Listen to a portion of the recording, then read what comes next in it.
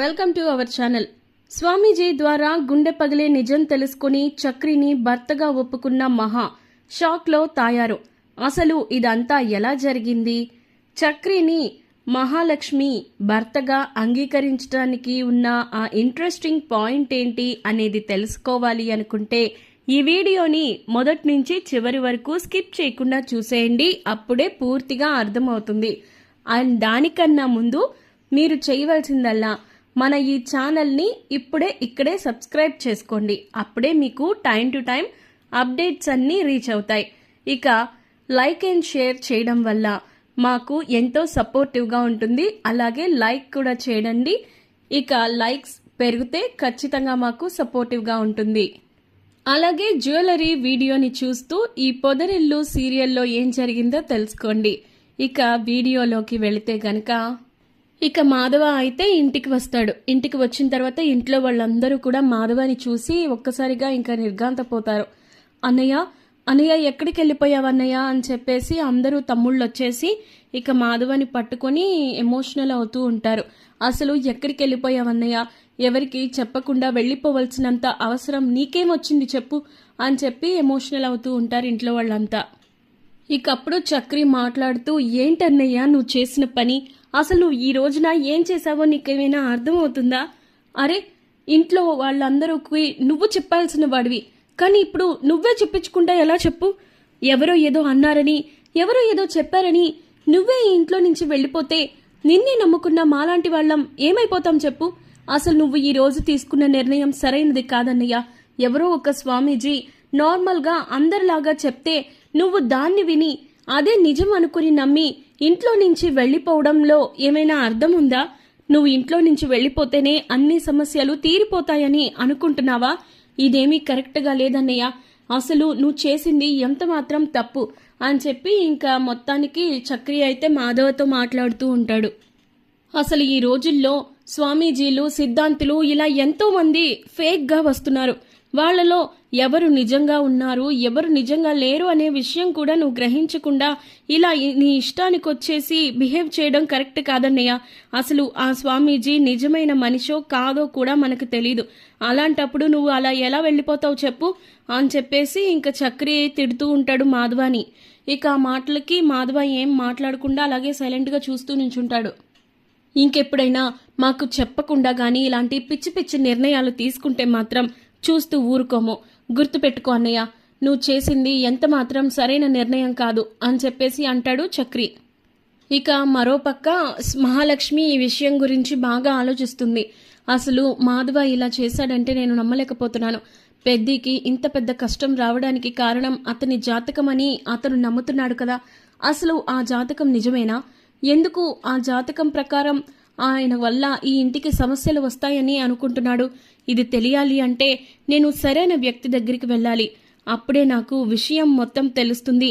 లేకపోతే చాలా సమస్యలు ఎదురవుతాయి. ముందు పెద్ది మనసులో తన జాతకం వల్ల వచ్చే సమస్యలు ఏమీ లేవని తనకి ప్రూవ్ చేయాలి. అలా చేస్తేనే ఈ విషయంలో ఒక నిర్ణయానికి రావచ్చు. రేపొద్దున్నే ఒక మంచి జాతకం తీసుకెళ్లి ఓ మంచి స్వామీజీకి చూపించాలి అని చెప్పేసి ఇంకా గుడిలో చాలా బాగా చెప్తారు. ఆయన ఎప్పటి నుంచో ఎన్నో సంవత్సరాలుగా దైవానుసారం నిర్ణయాలు తీసుకుంటారు. ఆయన జాతకం చెప్పారంటే దానికి తిరుగుండదు అని చెప్పేసి ఒక గుడిలో ఇంకా స్వామీజీ ఉంటారు అని చెప్పి తెలుసుకొని మహాలక్ష్మి అయితే ఇంకా ఇంట్లో ఉన్న వాళ్ళందరి జాతకాలు తీసుకొని ఆ గుడికి వెళ్తుంది. ఆ గుడికి వెళ్ళిన తర్వాత ఆ పంతులు గారు ఇంకా స్వామీజీ మొత్తం అంతా అందరి జాతకాలు చూస్తారు. మాధవాది, చక్రిది, కేశవాది, ఇంకా కన్నాది కూడా చూస్తారు. చూసి ఇంకా మొట్టమొదట పెద్దిది చెప్పండి అని అంటే, ఇతని పేరు మాధవ కదమ్మా, ఇతని జాతకం చాలా బాగుంది. ఇందాక నువ్వు చెప్పినట్లుగా ఇతని జాతకం వల్ల కుటుంబానికి సమస్యలు అన్నావు. అటువంటిదేమీ లేదమ్మా. ఈ మనిషి జాతకం చాలా అద్భుతంగా ఉంది. నిజానికి ఈ జాతకం ప్రకారం తన కుటుంబానికి తినవల్లే ఎంతో న్యాయం జరుగుతుంది. ఎన్నో సమస్యలు గట్టెక్కుతాయి. అటువంటి మహోన్నతమైన జాతకం తల్లి. అలాగే ఇతని ద్వారా ఎంతో మంది జీవితాన్ని ముందుకు తీసుకువెళ్తారు. ఎంతో చక్కగా బ్రతుకుతారు, చక్కగా తీర్చిదిద్దుకుంటారు. అటువంటి జాతకం తల్లి ఈ మనిషిది అని చెప్పి అనగానే మహాలక్ష్మి చాలా సంతోషిస్తుంది. చాలా థ్యాంక్స్ అండి, మీరు ఈరోజు చేసిన ఈ సాయం నేను ఎప్పటికీ మర్చిపోలేను. ఎందుకంటే తన జాతకం వల్లే తన వల్ల ఈ ఇంట్లో సమస్యలు వస్తాయని ఈయన ఇంట్లో నుంచి వెళ్ళిపోయారు. అందుకే ఎలా అయినా సరే మంచి వ్యక్తి ద్వారా ఇతని జాతకం గురించి తెలుసుకుందామని వచ్చాను. మీరు చాలా బాగా చెప్పారు, చాలా థ్యాంక్స్ అని చెప్పేసి మహాలక్ష్మి చెప్తుంది. అలాగే పెళ్లి గురించి కూడా చెప్పండి స్వామి అనగానే, ఇతను నలుగురు మంచి కోరతాడమ్మా, అలాగే నలుగురి కోసం సాయపడతాడు. అలాంటి మంచి వ్యక్తికి పెళ్లి జరగకుండా ఇంకెందుకుంటుంది? అలాగే ఇతని వల్ల ఎవరికి కూడా ఎటువంటి సమస్య ఉండదు. ఈ మనిషికి ఖచ్చితంగా పెళ్లి జరుగుతుందమ్మా, నువ్వు నిశ్చింతగా ఉండు అని చెప్పి స్వామీజీ అంటాడు మహాలక్ష్మితోటి. అలాగే మిగతా వాళ్ళ జాతకాలు కూడా చూస్తే బాగుంటుందండి అని చెప్పేసి మహాలక్ష్మి అంటది. తప్పకుండా చూస్తానమ్మా అని చెప్పి మిగతా వాళ్ళ జాతకాలన్నీ చూస్తాడు.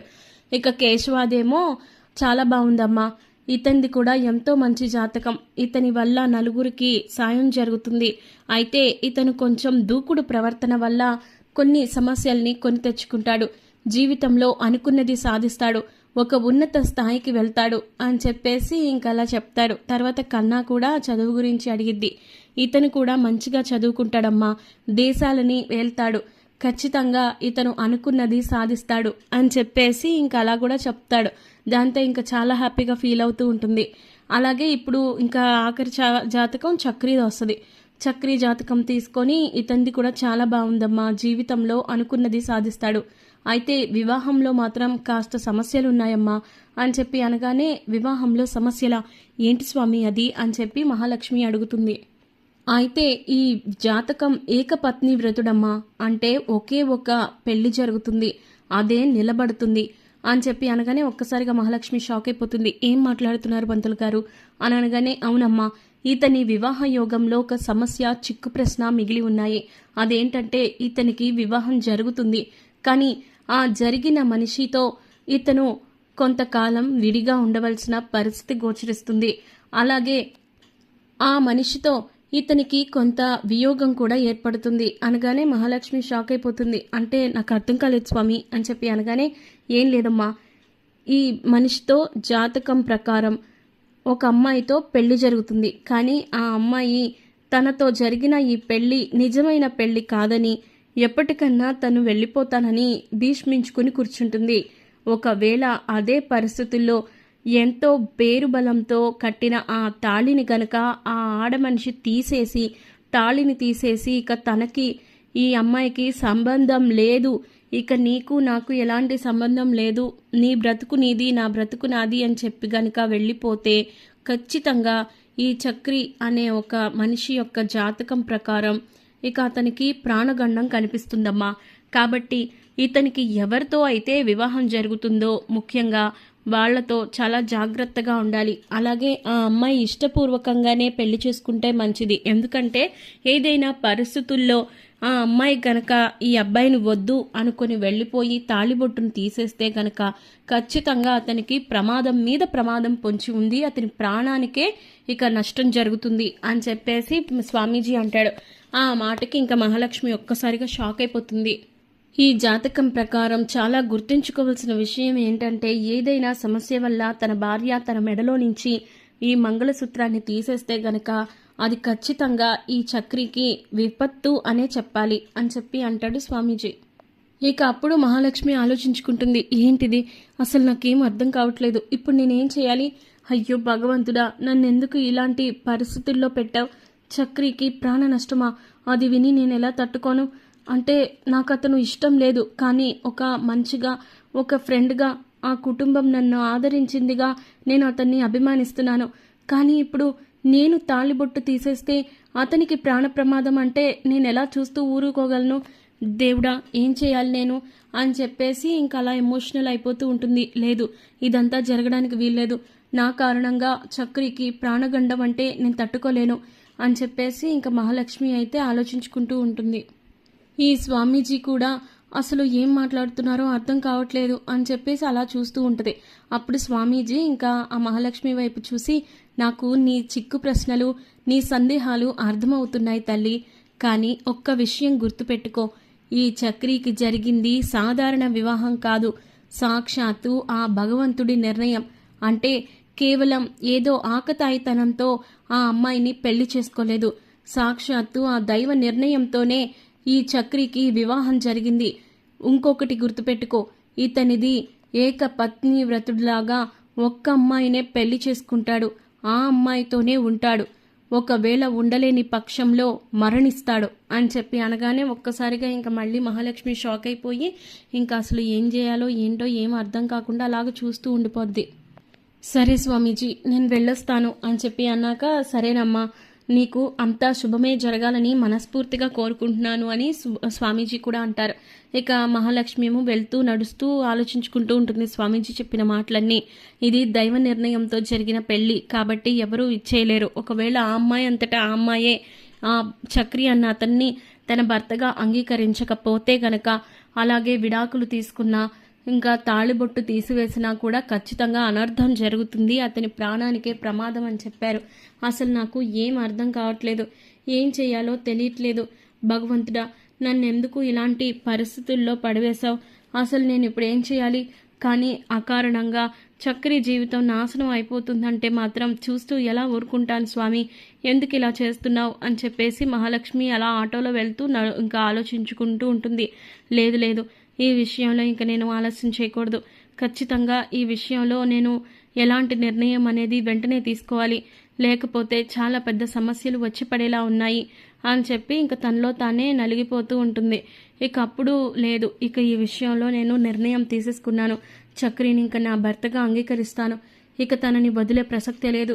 ఒకవేళ పొరపాటున తనకి విడాకులు ఇచ్చినా లేదా నా మెడలోని ఈ తాళిబొట్టుని తీసేసినా ఖచ్చితంగా తనకి ప్రాణ ప్రమాదం అంటున్నారు. అలాంటప్పుడు నేను ఇంకేం చేస్తాను? నా వల్ల చక్రి జీవితం నాశనం అవుతుందంటే నేను చూస్తూ ఎలా భరిస్తాను? ఏదో తను నా సమస్యకి అడ్డుచక్రంగా నిలిచాడు కదా అని తన మీద నేను ఇంత ప్రాణ నష్టాన్ని వేయలేను కదా. అయినా తను చాలా మంచోడు. చక్రి నా మీద ఎంతో ప్రేమగా అభిమానంగా ఉంటాడు, ఎంతో గౌరవంగా చూస్తాడు. నాకు ఏదైనా సమస్య వచ్చిందంటే వెంటనే దాన్ని తీర్చే ప్రయత్నం చేస్తాడు. అలాంటి మనిషికి నేను ఎలా దూరంగా ఉంటాను? నేనే నా మనసుని మార్చుకుంటాను. తను నా భర్తగా పూర్తిగా అంగీకరిస్తాను. తనతో కాపురం చేసినా చేయకపోయినా, లేకపోతే తనని దూరంగా ఉంచినా ఉంచకపోయినా నేను మాత్రం తనని భర్తగా అంగీకరించి తీరాలి. ఎందుకంటే నా వల్ల ఆ ఇంటికి ఇంకెలాంటి సమస్యలు రాకూడదు. అసలే పెద్ది చాలా సమస్యలతో సతమతమవుతున్నాడు. అలాంటిది ఇప్పుడు నేను కూడా వెళ్ళిపోయాను అంటే ఆ ఇంటికి నిజంగానే ఏదో శాపం ఉందని నిజంగా నమ్ముతారు. అదంతా జరగకూడదు. ఖచ్చితంగా ఈ విషయంలో నేను చక్రిని వదలకూడదు అని మహాలక్ష్మి అయితే నిర్ణయం తీసేసుకుంటుంది. అవును, నేను ఇంక ఈ తాళిబొట్టుని ఎట్టి పరిస్థితుల్లోనూ తీయను అని చెప్పి ఇంక తన మెడలో ఉన్న తాళిబొట్టుని కళ్ళకద్దుకొని ఇంక మళ్ళీ మెడలో వేసేసుకుంటుంది. ఇక ఆ తర్వాత ఇండ్లు వచ్చిందని చెప్పేసి ఆటో దిగి లోపలికి వెళ్తుంది. ఇక ఆ ఇంట్లోకి వెళ్ళిన తర్వాత అందరూ మహాలక్ష్మి కోసం వెయిట్ చేస్తూ ఉంటారు. ఎమ్మా, ఎక్కడికి వెళ్ళిపోయావు? ఎంత లేట్ అయింది ఏంటి ఆఫీస్ అయిన తర్వాత అంటే, ఒక పని మీద గుడికి వెళ్ళానులే అని చెప్పి అంటది మహాలక్ష్మి. గుడికి వెళ్ళావా? ఏమ్మా, ఏమైంది అని చెప్పి పెద్ది అడుగుతాడు. అడిగితే ఏం లేదు పెద్ది, నీ గురించే వెళ్ళాను, కానీ అక్కడ నాకు తెలియాల్సిన మరెన్నో విషయాలు తెలిసాయి. అందుకే ఈరోజు నేను మీ అందరికీ ఒక విషయం చెప్పదలుచుకున్నాను అని చెప్పి ఇంకా మహాలక్ష్మి అంటది. ఆ మాటకి ఇంట్లో వాళ్ళంతా ఏంటి, ఒక విషయం చెప్పదలుచుకుందా అంటే ఈ రోజుతో తనకి నాకు సంబంధం లేదని వెళ్ళిపోతుందా అని చెప్పి ఇంకా చక్రి మదన పడిపోతాడు. వద్దండి, మీరేం చెప్తారో నాకు బాగా తెలుసు. మీరు ఈ విషయంలో ఇంకేం మాట్లాడొద్దు, నాకు కొంచెం టైం ఇవ్వండి, అప్పుడు మీరు కోరుకున్నట్లుగా నేనే విడాకులు ఇచ్చేస్తానని చెప్పాను కదా అనగానే, అయ్యో చక్రి గారు ప్లీజ్ ఒక్క నిమిషం నా మాట వినండి అని చెప్పి మహాలక్ష్మి చెప్పడానికి ప్రయత్నిస్తున్నా కూడా ఇక వినిపించుకోడు చక్రి.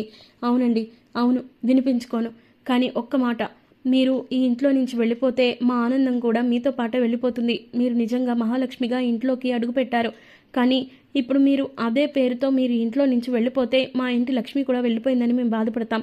అయినా మీరు ఇంతకాలం ఇక్కడే ఉన్నారుగా, ఇంకా కూడా ఇక్కడే ఉండండి. మీకు నేనే కదా సమస్యని, నేనే ఇంట్లో నుంచి వెళ్ళిపోతాను అని చెప్పేసి బాధపడుతూ ఉంటాడు చక్రి. ఇక అప్పుడు ఇంక చాలు, మీరు ఆపుతారా అని చెప్పి మహాలక్ష్మి రైజ్ చేసిద్ది గొంతు. ఇంకా అప్పుడు చక్రి ఆపుతాడు. రే చక్రి, నువ్వు కాసేపు ఆపుతావా? మహాలక్ష్మి ఏదో మాట్లాడతాను అంది, దాని అర్థం నీ విడాకులేనా అని చెప్పి పెద్ది అంటాడు. ఏమైందమ్మా మహాలక్ష్మి, నీకు ఇంట్లో ఇంకేదైనా సమస్య అని చెప్పి అనగానే, పెద్ది నువ్వు కూడానా? నన్ను ఏం చెప్పాలో చెప్పనివ్వకుండా నువ్వు అలా అడ్డుపడితే నేను ఇంకేం చెప్తాను చెప్పు అని చెప్పి ఎమోషనల్ అవుతూ ఉంటుంది. సరేనమ్మా, నువ్వు ఏం చెప్పాలనుకుంటున్నావో చెప్పు, కానీ ఒక విషయం, నువ్వు ఏం చెప్పినా ఈ ఇంట్లో నుంచి మాత్రం వెళ్తాను అంటే ఈ ఇంట్లో ఉన్న వాళ్ళందరూ కూడా బాధపడతారు. ఆ విషయం గుర్తుపెట్టుకో అని చెప్పి అనగానే, అదేం కాదు, నేను చెప్పేది ఫస్ట్ వినండి. ఈరోజు నేను ఒక నిర్ణయం తీసుకున్నాను. ఇంతకాలం ఈ ఇంట్లో వాళ్ళ కోసం నేను చాలా కష్టపడదాం అనుకున్నాను. అలాగే ఈ ఇంట్లో వాళ్ళ జీవితం చక్కబెట్టిన తర్వాత నేను ఈ ఇంటి నుంచి వెళ్ళిపోదాం అనుకున్నాను. ముఖ్యంగా మీ ఇంటికి ఉన్న శాపం గురించి ఈ చుట్టుపక్కల ఊళ్ళల్లో ఎంతో మందికి తెలుసు. అలాగే ఈ ఇంటి గురించి, ఈ ఇంటికి ఉన్న అప్రదిష్టల గురించి కూడా మీ చుట్టాలందరూ కూడా మీ మీద వేశారు నిందలన్నీ నాకు తెలుసు. కానీ ఆ నిందలన్నీ ఊళ్ళో వాళ్ళకి తెలీదు. కాబట్టి అవన్నీ చక్కబెట్టిన తర్వాత మీ జీవితాల్లో ఒక నిండు నూరేళ్ళు చక్కగా మీతో పాటు ఉండే అమ్మాయిల్ని తీసుకొచ్చి పెళ్ళిళ్ళు చేసిన తర్వాతే నేను ఈ ఇంట్లో నుంచి వెళ్ళిపోదామని నిర్ణయించుకున్నాను. కానీ ఈ రోజున నాకు తెలియకూడని ఒక విషయం తెలిసింది అని ఇంకా సైలెంట్ అయిపోతుంది మహాలక్ష్మి. అందుకే నా వల్ల ఈ ఇంటికి కానీ చక్రి గారికి కానీ ఇంకెలాంటి సమస్య రాకూడదన్న నిర్ణయంతోనే ఈ నిర్ణయం తీసుకున్నాను అని చెప్పి అనగానే, ఏంటా అది అన్నట్టు అందరూ అలా చూస్తూ ఉంటారు. అదేంటంటే, నేను చక్రి భార్యగా ఇక ఈ ఇంటి కోడలిగా ఈ ఇంట్లోనే ఉండిపోదామని, పూర్తిగా శాశ్వతంగా ఇక్కడే ఉండాలని నేను నిర్ణయం తీసుకున్నాను పెద్ది అని చెప్పి అనగానే, ఇంకా చక్రికి ఒక రేంజ్లో హ్యాపీగా ఉంటుంది. ఆ హ్యాపీనెస్ తోటి ఇంకా అసలు తనకి మాట కూడా రాదు నోట్లో నుంచి. ఇక పెద్ది, కేశవ, నారాయణ, కన్నా వీళ్ళందరూ కూడా చాలా హ్యాపీగా ఫీల్ అవుతూ ఉంటారు. ఏంటి వదిన నువ్వనేది నిజమా? నిజంగా నువ్వు చక్రి అనే భార్యగా ఇక నువ్వు ఇక్కడే ఉండిపోతావా? ఈ ఇంటి కోడలుగా, ఈ ఇంటి నిజమైన మహాలక్ష్మిగా ఇక్కడే ఉండిపోతావా అని చెప్పి కేశవ ఎమోషనల్ అయిపోతూ ఉంటాడు.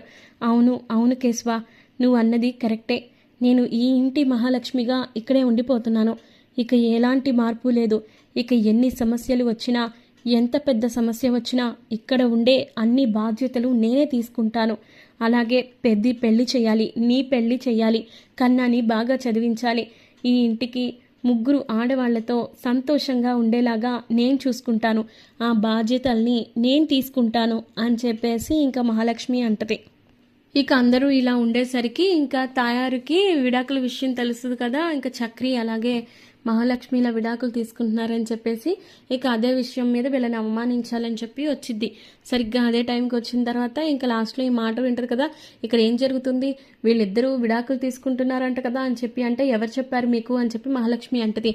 ఒకళ్ళు చెప్పేదేముంది, ఊరంతా కూడా కూస్తుంది, ఇదిగో విడాకుల పేపర్లు కూడా ఉన్నాయి కదా అని చెప్పి అనగానే, అది ఒకప్పుడు, ఇప్పుడు కాదు. ఈ విడాకుల పేపర్లకి ఇప్పుడు ఈ ఇంటికి ఇంకెలాంటి సంబంధం లేదండి, మీరు ఇక్కడి నుంచి వెళ్ళొచ్చు అనగానే, అలా ఎలా వెళ్తాను, నువ్వుంటే ఇంక ఇక్కడే ఉండిపోతావా ఏంటి అనంటే, అవును, నేను ఇక మీదట ఇక్కడే ఉండిపోతున్నాను, వీళ్ళందరికీ తోడుగా, ఈ ఇల్లు నా బాధ్యతగా, చక్రి నా భర్తగా, ఈ ఇంటికి నేను కోడలుగా ఇక్కడే ఉండిపోతున్నాను. ఇక ఇందులో ఇంకెలాంటి మార్పు లేదు. కాబట్టి ఈ విషయంలో మీరు అనుకున్నది ఇంకేది జరగదు అని చెప్పేసి ఇంకా తయారుకి మహాలక్ష్మి అయితే షాక్ ఇస్తుంది. ఇక దాంతో మా తయారు కూడా ఇంకా అలా నుంచుండిపోతుంది. అమ్మో, ఇది ఇంక ఇక్కడే ఈ ఇంట్లోనే కోడలుగా సెటిల్ అయిపోయింది అంటే ఇక నేను అనుకున్నది ఏది కూడా జరగనివ్వదనమాట. నేను అనుకున్నట్లుగా ఏది సాధించలేనా? అబ్బా ఏంటి దేవుడా ఇలా చేసావు అని చెప్పేసి ఇంకా అలా తనలో తానే గింజుకుపోతుంది. ఇక అప్పుడు అబ్బా ఏంటిది, అసలు ఏం జరుగుతుంది, ఈ ఇండ్లని నేను కదా సొంతం చేసుకోవాలనుకున్నాను, కానీ ఇప్పుడు ఈ మహాలక్ష్మి గనక ఇక్కడే ఉంటే ఇంకా నేను ఏమీ చేయలేను, ఇలాగే నా మాట కూడా వీళ్ళెవరు వినరు, ఎలాగో వీళ్ళిద్దరికి విడాకులు తీసుకుంటే అందరూ శోక సముద్రంలో మునిగిపోతారు కదా, ఇక నేను ఏదంటే అదే జరుగుతుంది, అలాగే ఇంక వీళ్ళకి ఆస్తి మీద కూడా ఆశ ఉండదులే అనుకున్నాను.